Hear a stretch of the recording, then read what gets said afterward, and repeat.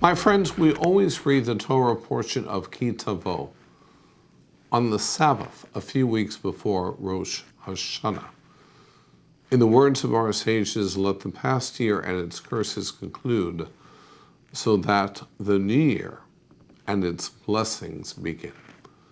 Our biblical portion describes a litany of curses, maledictions, and suffering that God will send if we do not follow his commandments. This section is called the Tochacha. All of these troubles and sufferings we want to leave behind when we enter the new year. We want to begin the new year fresh. Twice a year, we go through the process of reading the Tochacha, intoned in a whisper and with rushed impatience, a list of some of the most unbearable maledictions that can befall a people.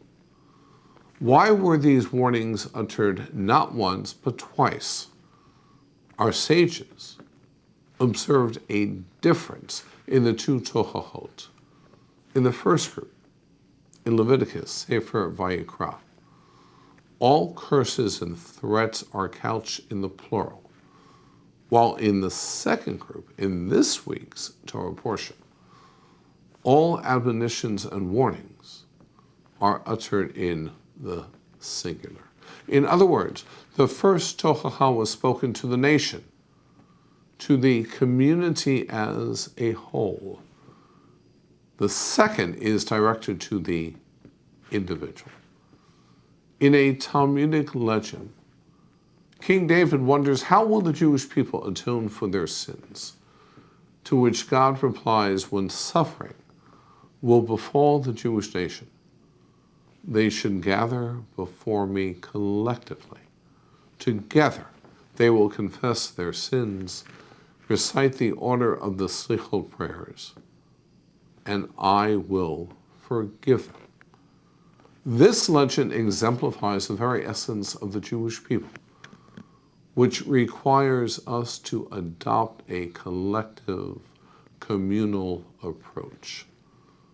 In our penitential process of introspection, self-evaluation, self-reflection, and self-examination, let us acknowledge as we recite Slichot next Saturday night, September 9th, that we have grown distant from our communal responsibilities and have lost awareness of ourselves as a people.